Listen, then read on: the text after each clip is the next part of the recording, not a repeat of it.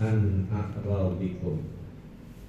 Jagalah dengan sebab hartamu tentang kehormatanmu. Jagalah kehormatanmu dengan hartamu.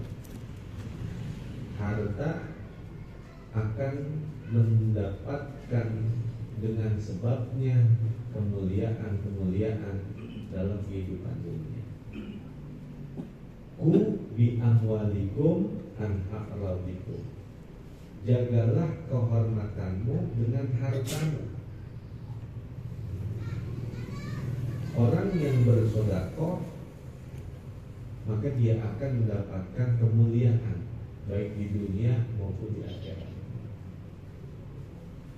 Dalam kitab Nasaihul Ibad halaman 83 dijelaskan, Dzakara Suyuti inna thawaba sadaqah khamsatu anwa'in. Al-Imam Jalaluddin Asyuti radhiyallahu an, beliau menyebutkan bahwa tingkatan sedekah itu ada 5 macam.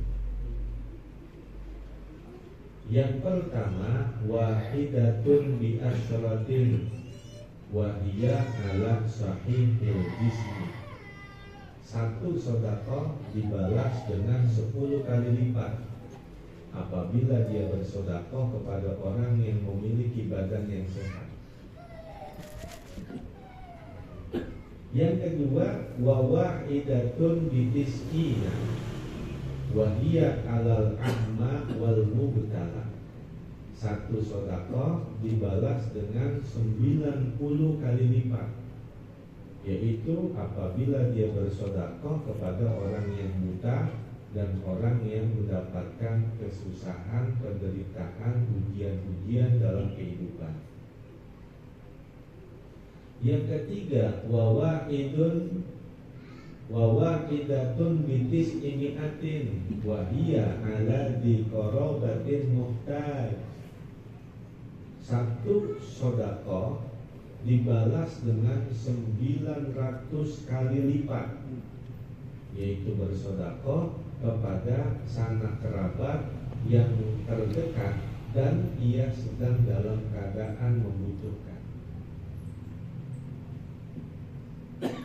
Yang keempat, wawaidatun bimi'ati alfin wahia alal abawain.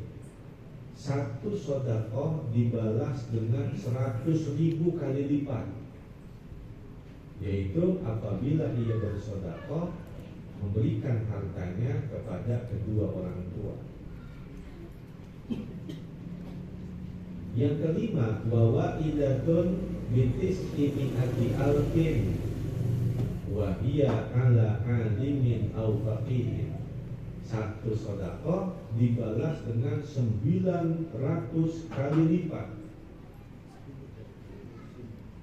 900.000 kali lipat. 900.000 kali lipat, yaitu apabila dia bersedekah kepada orang yang alim atau orang yang ahli fikih. Jadi satu dibalas 10 untuk orang yang bersedekah kepada orang yang memiliki badan yang sehat. Satu dibalas 90 kalau dia bersedekah sama orang yang buta, sama orang yang lagi susah, sama orang yang lagi menderita, sama orang yang mendapatkan ujian. Satu dibalas 900 kalau dia bersedekah kepada sanak kerabat yang dekat yang sedang membutuhkan. Yang keempat, satu kali sedekah dibalas dengan 100.000 kalau dia bersedekah sama kedua orang tua. Satu kali sedekah dibalas dengan 900.000 kalau dia bersedekah sama orang alim sama orang yang alim. Rawahu aku bi amwalikum an aqraubikum. Jagalah kehormatanmu dengan hartamu. Wal yusone ahadukum bilisani an dini. Dan hendaklah setiap kalian menjaga agamanya dengan lisannya. Wal yusane ahadukum bilisani an dini. Dan hendaklah setiap kalian menjaga agamanya dengan lisannya. Jaga kehormatanmu dengan hartamu dan jaga agamamu dengan lisanmu. Ketika orang itu berbuat baik, berkata-kata baik, imbasnya itu bukan hanya untuk orang tersebut, tetapi orang akan melihat agamanya. Dia akhlaknya baik itu, ucapannya baik itu, memang agamanya apa sih? Kebaikan kita, kebaikan akhlak budi pekerti kita ternyata memberikan imbas bukan hanya mendapatkan pandangan baik untuk diri kita, tetapi imbasnya mendapatkan pandangan baik buat agama kita. Tetapi sebaliknya, ketika dia berkata buruk, berakhlak budi pekerti buruk, ternyata imbasnya itu bukan hanya untuk pelakunya, tetapi imbas keburukan itu pun akan mengenai agamanya. Orang Islam begitu banget sih, Islam jadinya yang kena. Sehingga kita jangan menghina agama orang, menghina Tuhan orang. Nanti Tuhan kita dihina, dicaci maki orang gara-gara kita itu. Nanti agama kita dihina orang gara-gara kita itu. Sehingga jangan pernah kita menghina agama orang, jangan pernah menghina Tuhannya orang. Karena ketika dengan kita melakukan itu, orang akan melakukan hal yang sama kepada kita. Sunan Kudus ketika berdakwah pertama kali masuk ke daerah tersebut, ada agama yang lebih dahulu tinggal di dalamnya, yaitu Hindu Buddha yang mengagungkan sapi. Ketika hari raya kurban, kata beliau, jangan motong sapi, kebo aja kebo. Karena di sini ada agama yang lebih dahulu yang memuliakan sapi. Kita jangan motong sapi, kebo aja kebo, sama aja. Akhirnya tradisi itu sampai hari ini nggak ada 3 sapi di sana sampai hari ini, 3 kebo sampai hari ini. Di Kudus itu susah nyari sop sapi, nggak ada. Yang ada sop kebo. Itu dari lantaran cara dakwahnya Kanjeng Sunan Kudus. Akhirnya orang-orang Hindu Buddha yang tinggal di situ tertarik hatinya. Maka tanpa ada paksaan, tanpa ada kekerasan, mereka dengan sukacita berbondong-bondong masuk ke dalam agama Islam dengan dakwah yang santun, dengan dakwah yang baik. Berbeda lagi dengan Kanjeng Sunan Kalijogo. Ketika berdakwah di situ itu masyarakat biasa mengkonsumsi babi. Namanya kebiasaan itu sulit untuk dihilangkan. Sepaling berat adalah menghilangkan kebiasaan, baik itu berskala besar ataupun berskala kecil. Berskala besar, kebiasaan yang sudah ada di masyarakat, ketika kita akan merubahnya, itu adalah sesuatu yang sulit. Yang berskala kecil, ketika kita melakukan satu kebiasaan, itu ngilanginnya susah. Apa yang udah kita biasain, buat ngilanginnya itu susah. Nah, dakwah pun sama begitu. Datang orang ke Kanjeng Sunan Kalijogo, Kanjeng, hukum makan babi bagaimana? Ya, mau bilang haram, mau bilang kagak boleh, karena memang itu sudah kebiasaan. Kalau dilarang saat itu juga, khawatir mereka akan menolak Islam. Beliau gak bilang haram, beliau gak bilang gak boleh. Ya udah, kalau emang mau makan babi, potong yang perempuan-perempuan aja deh. Kita dipotongin tuh acara-acara besar, makanya potongannya tuh babi yang perempuan, babi yang betina. Terus begitu sampai beberapa waktu, lama-lama yang babi perempuan, babi betina habis. Tinggal babi yang laki-laki, dipotongin lagi, habis. Dengan sendirinya itu nggak ada lagi orang yang melihara babi, karena habis dengan sendirinya. Pas udah nggak ada babinya, orang datang, Kanjeng Sunan, memang hukum makan babi bagaimana sih? Halal. Kata masyarakat, untung itu udah ninggalinnya karena memang udah ada. Nah itu begitu cara dakwah yang diterima, cara dakwah dengan akhlak. Dimanapun belahan dunia, ketika Islam itu masuk dengan kekerasan, masaknya kagak lama. Islam masuk dengan peperangan, masaknya gak lama. Andalusia, Cordoba, Spanyol dulu Islam, karena jalurnya melalui peperangan, sehingga gak lama. Berubah lagi, tadinya Nasrani Yahudi, lalu berubah menjadi Islam, berubah lagi menjadi Nasrani Yahudi sampai hari ini. Tapi di Indonesia Islam masuk itu dengan perdamaian, dengan perdagangan.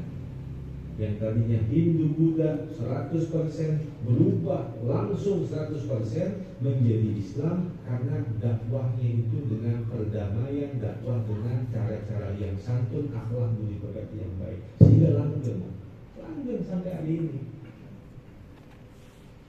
Dunia mengenal Indonesia adalah mayoritas Islam, tapi yang dibangga-banggakan adalah Borobudurnya. Itu kan Hindu Buddha.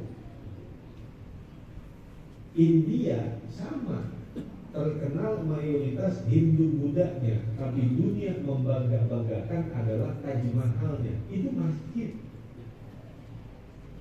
Jadi yang 100% mayoritas Muslim justru dikenal Borobudurnya, Hindu Buddha. Yang mayoritas 100% Hindu Buddha, yang dikenal di dunia adalah Taj Mahalnya, yaitu masjid.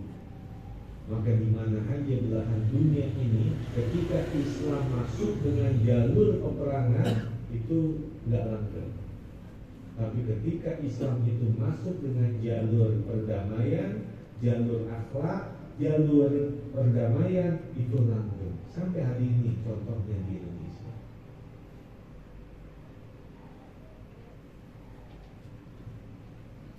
Rawahu Ibnu Asakir. Al-Qur'anu huwan nurul mubin. Al-Qur'an itu adalah cahaya yang nyata. Wa dzikrul hakim, dan peringatan yang bijaksana. Wasiratul mustaqim, dan jalan yang lurus. Kalau di akhirat sirat aja, kagak pakai mustaqim. As-sirat jisrun mamdud ala matni jahannam. Kalau yang membentang di atas neraka jahanam, sirat aja, kagak pakai mustaqim. Itu sirat, siratul mustaqim, sirat aja. Kalau siratul mustaqim artinya ai dinu Muhammadin sallallahu alaihi wasallam.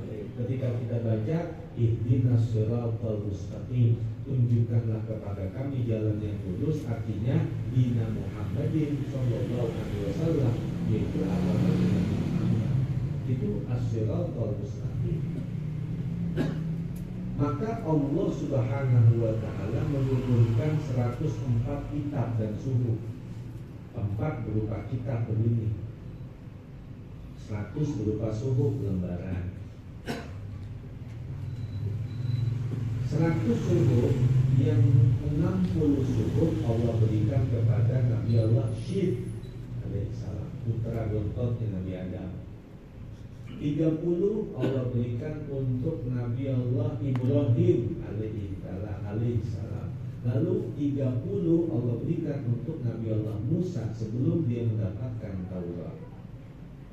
60 buat Nabi Syed, 10 buat Nabi Ibrahim, 30 buat Nabi Musa. 60 tambah 10 tambah 30, 100. Itu berupa suhuf. Lalu 4 kitab, yaitu Taurat dengan bahasa Ibraninya buat Nabi Musa, lalu Zabur untuk Nabi Daud dengan bahasa Kiptinya, lalu Injil dengan bahasa Suryaninya untuk Nabi Allah Isa. Maka semua itu 104 kitab dan suhuf itu dikumpulkan, digabungkan, dihimpun semua kandungannya di dalam Al-Qur'anul Karim. Jadi Al-Qur'anul Karim itu menggabungkan dari 100 suhuf dan kitab-kitab terdahulu. Al-Mutahabbad bitilawati, yang bacanya aja udah ibadah. Makanya ada orang dia bilang begini, kalau baca Quran kagak tahu artinya buat apa? Baca Quran gak tahu artinya buat apa? Akhirnya gurunya mengambil logika. Itu ada keranjang yang namanya keranjang yang bocor, keranjang bocor. Lu ambil air pakai keranjang, asal diambil nyeplos, diambil lagi nyeplos, diambil lagi nyeplos. Kata muridnya, bodoh, apa gunanya ngambil air pakai keranjang? Gak bakalan keisi. Air diambil pakai keranjang gak bakal keisi. Kata gurunya, ada sesuatu yang tak kau sadari, ada sesuatu yang kau tidak sadari. Dengan engkau mengulang-ulang memasukkan keranjang itu ke dalam air, airnya gak masuk, tapi keranjang itu bersih dari kotoran. Itu keranjang karena udah sering-sering dimasukin ke dalam air, nyeplos, dimasukin lagi, nyeplos, dimasukin lagi, nyeplos. Itu keranjang tadinya kotor jadi bersih. Maka begitulah Al-Qur'an tadi. Orang yang membacanya tidak memahami kandungannya, gak tahu artinya, tanpa dia sadari hatinya jadi bersih dengan sebab bacaan Al-Quran itu yang berulang-ulang pada dirinya. Hatinya jadi bersih tuh. Jadi semua kandungan 100 suhuf dan kitab-kitab terdahulu dikumpulkan semuanya di dalam Al-Quran. Lalu Al-Quran itu 6.666 ayat itu semua maknanya dihimpun, digabungkan oleh Allah dalam surah Al-Fatihah. Jika dalam madhab Al-Imam Asy-Syafi'i, untuk menjaga keutamaan Al-Fatihah wajib buat siapapun orang yang sholat untuk baca Fatihah. Kalau dia nggak baca Fatihah, nggak sah sholatnya. Walaupun 3 imam menyepakati, Imam Hanafi, Imam Hambali, Imam Maliki, itu membolehkan makmum yang sholat di belakang imam nggak perlu baca Fatihah. Makmum yang sholat berjamaah bersama imam nggak usah baca Fatihah. Ini sepakat 3 imam nih, Imam Hanafi, Maliki, Hambali. Tetapi madhab kita lantaran untuk ngamalin hadis ini nih, betapa Al-Quran itu kandungannya semua dikumpulkan oleh Allah dalam surah Al-Fatihah. Al-Fatihah 5 qiraatlah. Al-Fatihah itu tergantung niat orang yang membacanya. Seumpama sudah baca Fatihah, mudah-mudahan biar begini, maka Al-Fatihah itu sesuai dengan niat orang yang membacanya. Al-Fatihah 5 qiraatlah. Al-Fatihah itu tergantung dari niat orang yang membacanya. Maka semua kandungan Al-Fatihah dikumpulkan, dihimpun oleh Allah pada kalimat Bismillahirrahmanirrahim. Lalu makna kandungan Bismillahirrahmanirrahim semuanya dikumpulkan, dihimpun oleh Allah pada huruf ba-nya. Dan ba-nya itu terkandung sirnya pada titiknya. Artinya titik itu adalah bi kana makana wa bi yakunu ma yakunu. Kata Allah, dengan sebab akulah adanya segala sesuatu yang telah ada, dan dengan sebab akulah terjadinya segala sesuatu yang akan terjadi dan segala sesuatu yang sedang terjadi. Itu maknanya titik. Maka Al-Quran itu diawali dengan huruf ba, Bismillahirrahmanirrahim, dan diawali dengan ba, diakhiri dengan huruf sin, yaitu minal jinnati wan nas. Itu ada sin. Diawali dengan huruf ba, diakhiri dengan huruf sin, sehingga maknanya bas. Apa itu bas? Bas dalam bahasa Arab artinya cukup. Maka Al-Quran itu secara hakikat adalah sesuatu yang mencukupkan untuk kehidupan manusianya, baik dunianya maupun akhiratnya. Dengan Al-Quran ingin bahagia selamat di dunia, baca Al-Quran. Ingin bahagia selamat di akhirat, baca Al-Quran. Innal Qur'ana ya'ti yaumal qiyamah syafi'an li ashabi. Al-Quran itu akan datang pada hari kiamat memberikan syafaat untuk orang yang senantiasa membacanya. Khairukum man ta'allama al-Quran wa 'allama. Sebaik-baik manusia adalah yang mau mengajar Al-Quran dan belajar Al-Quran. Rawahul Baihaqi wallahu a'lam bishawab. Mudah-mudahan Allah sehatkan badan kita, Allah panjangkan umur kita, Allah berikan hidayah taufik ilmu yang bermanfaat di din wa dunya wal akhirah. Kita doakan sahibul bait, keluarga besar almarhum Haji Ardani bin Ajrisan, mudah-mudahan anak-anaknya, menantu-menantunya, cucu dan keturunannya Allah jadikan orang-orang yang sholihin dan sholihat. Allah berikan ilmu yang bermanfaat. Allah jadikan orang-orang yang berguna bagi masyarakatnya, bangsa dan agamanya. Ala hadihi niyyah wa ala kulli niyyatin sholihah wa ala ma nawaina wa ala ma nawabi salatin salih bi sirri asraril Fatihah. A'udzubillahi minasyaitonir rajim. Bismillahirrahmanirrahim. Alhamdulillahirabbil alamin. Arrahmanir rahim. Maliki yaumiddin. Iyyaka na'budu wa iyyaka nasta'in. Ihdinas siratal mustaqim. Siratal ladzina an'amta 'alaihim ghairil maghdubi 'alaihim waladdallin.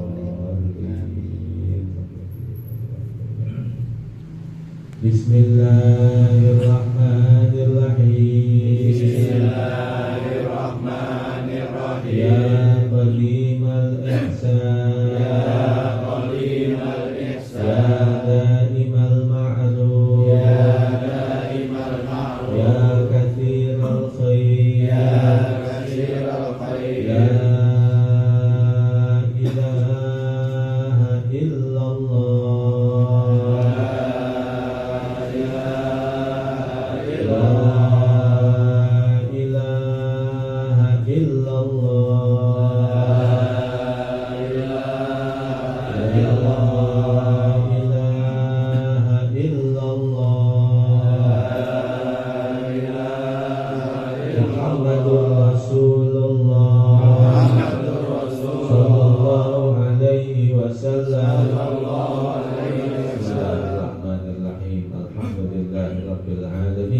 Allahumma salli wa sallim ala Sayyidina Muhammad wa ala ali Sayyidina Muhammad.